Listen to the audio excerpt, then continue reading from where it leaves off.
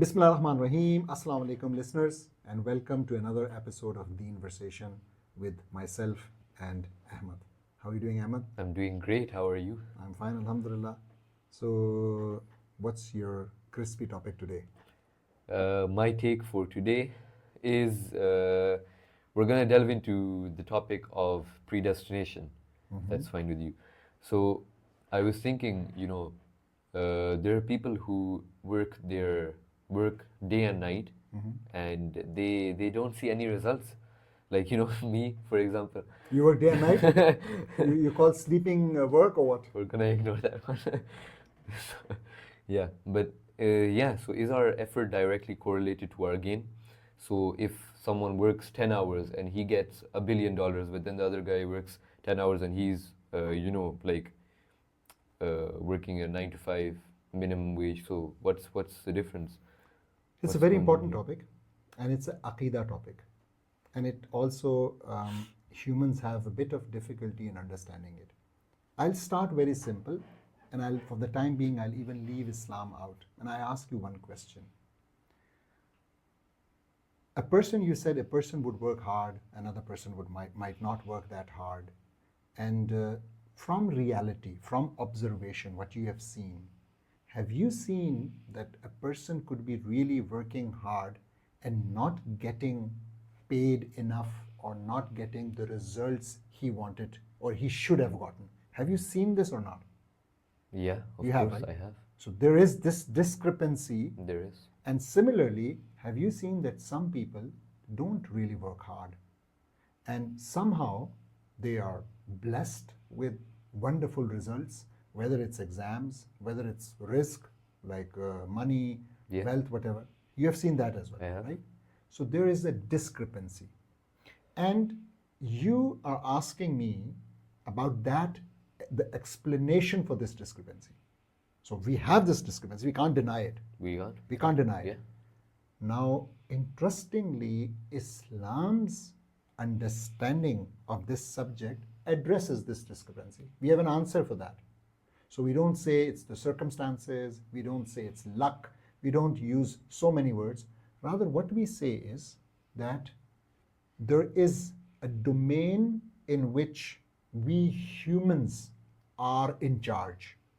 So we dominate that domain. It's our domain. And then there is a domain which we do not dominate. So it's actually dominated by either laws of nature, which are also subservient to Allah, or it's whatever Allah has written for us. Okay, so two domains. All right. One is this domain, which has two subdomains, and one is where I am in charge. So I am in charge for many things, my actions, so how much I work, how much I read, how much I plan, how much I work on my own education and all those things. Okay? And then you have this other domain in which I'm subjugated to the laws of nature, so I can't fly. I can't. So in an aeroplane, yes, but otherwise I can't. I don't have wings. I can't go underwater and stay there for an hour or two. Yeah, you can. Okay, I can't do certain things. You can't. These are the laws of nature. Yeah. And then I cannot influence or determine what others would do to me. I can't. So you could get up and give me a hug, give me a kiss, or slap me on my face. Astaghfirullah. I was not expecting that from you. You even saying that. But you could, right? So I cannot control that. Okay. Well, I think I can, but I can't. So you can't control what happens to you. You can't. In a certain domain. You can't. So other people could do it to you. Yeah. Accidents could happen. They could do it willfully. Yeah. They could do it deliberately or maybe not so deliberately. Yeah. All those things. And this is our understanding. So the outcome of things is not just a product of what I do. Rather, it's a product of what is being done to me. And this done to me is actually not in my control. In whose control is that? Allah's. So Allah subhanahu wa ta'ala knows what's going to happen. Okay. And I see but it. If everything has been predetermined, then if I, let's say I pray 5 times a day and I do all of my due diligence as a Muslim and I be the best Muslim and then I go to heaven for that, of course. But at the end of the day, I was supposed to go to heaven even if I didn't do all of that because it was already written that I was going to go to heaven. So what if I just didn't do all of that? Okay. What would happen? Because everything is written always. What It's is a very, my effort? very important question. Very important question. And let's try to dissect that. And so the first thing we need to understand is that when we say, I'll try to explain it with two different methods. So when we say everything is written, okay? When we say Allah subhanahu wa ta'ala knows everything, Yeah. and He has written it down, Yeah. what does that mean? That means that He knows everything. Okay, so Yeah. it actually, Him writing down is just an addition, but it means that He knows. Yeah. And whatever He knew, He has written down. Yeah. Now tell me, for Allah subhanahu wa ta'ala to know something means that He has the knowledge of the future. So you have not done yet something, Yeah. but He knows it, right? Yeah. Why is this such a big problem when we know that Allah is the one who created time? It isn't a problem. So Allah subhanahu wa ta'ala is standing outside time. Yeah. Right? Yeah. So He has created time, which means that for Allah there is no past, there is no future. For Allah, it's all one point. All right. So this means something that you have not done yet, Yeah. you haven't committed yet. Yeah. It's future for you, right? You think you could do it this way or that way or whatever, and you can do it like that. Yeah. But from Allah's perspective, which is difficult for us to comprehend, from Allah's perspective, this is all already, He knows, because there is no future for Him. It's one point. So He knows it. So actually you have to look at it in a different way, which is now the second way of explaining it, which is there is something which you have free will on, and Yeah. you really have from your perspective. Yeah. But Allah subhanahu wa ta'ala, because there is no future for Him, He exactly knows what you'll do. Okay. So you did it from your free will. Yeah. And if you have any doubts, let me ask you something. You must have done some wrong things in your life. No. Okay? Maybe sometimes beating others or doing certain things. When you did those, Yeah. whenever you did those, Yeah. Yeah.